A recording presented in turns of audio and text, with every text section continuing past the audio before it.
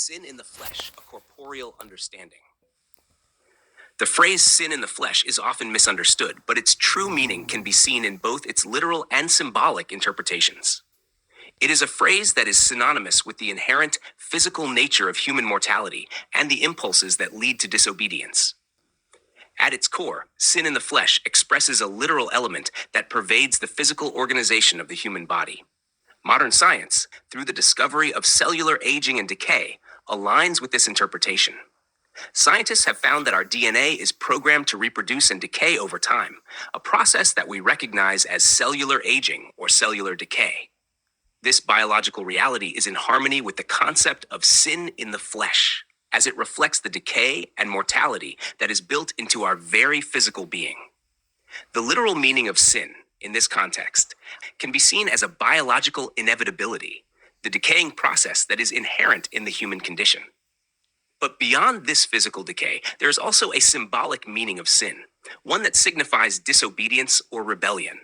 Sin, in this symbolic sense, refers to the willful defiance of God's law or moral order.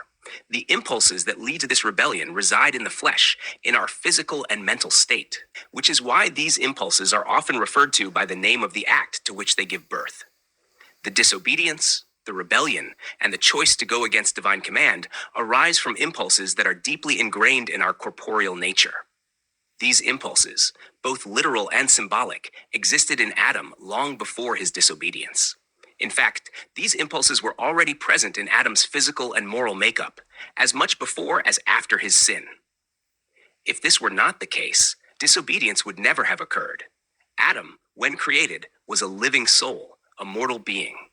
This means that Adam's nature was not inherently flawed, but was subject to the laws of mortality and decay. His fall, then, is best understood as a moral one rather than a physical change in nature. The essence of sin is not about a sudden alteration of Adam's body, but rather about the moral choices he made while navigating the impulses inherent within his physical nature. The idea of sin as an impulse that leads to rebellion is personified in Genesis chapter 3 as the serpent. This figure is a powerful symbol of the temptation to disobey God. In the New Testament, particularly in Romans chapter 8, this same impulse is referred to as the carnal mind, or the mind of the flesh. The thinking of the flesh is a phrase that encapsulates the way in which human beings are driven by desires and thoughts rooted in their corporeal nature. This thinking, which is synonymous with the carnal mind, reflects the rebellious impulses that emerge from our physical being. In essence, sin in the flesh refers not only to our physical decay, but also to the thoughts and desires that arise from our bodily existence, which ultimately lead to disobedience. There are those who might dismiss this interpretation as too literal, and who might argue that sin in the flesh refers only to the outward skin, or to the physical body in a more superficial sense. They might suggest that the thinking of the flesh refers to the skin or the external physicality of the body. Such an interpretation is not only misleading, but also overly simplistic. The skin, after all, does not think, nor is it the seat of emotions or thoughts. The brain, however, is an entirely different matter. The brain, made of flesh and encased within the skull, is the physical organ that governs thought, emotion, and feeling. It is the corporeal seat of our thoughts, and it is within the brain that the biochemistry of our emotions and thoughts is produced. Thus, when the Bible refers to the thinking of the flesh, or sin in the flesh, it is not referring to the outward skin, but rather to the mind, the corporeal, physical mind that emerges from the brain. The brain, as a physical organ, produces our thoughts through biochemistry. Our feelings, emotions, and decisions are all functions of this corporeal organ, making the mind itself a tangible substance, deeply connected to our physical bodies.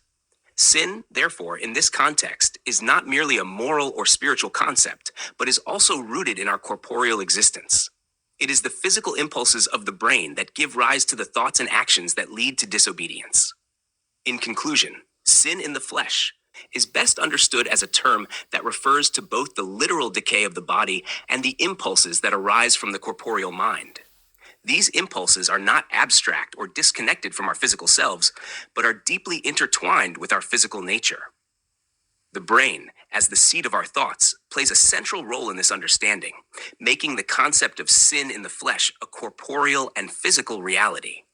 Sin is not just an abstract moral failure, but a very real, tangible experience rooted in the way our bodies and minds are structured.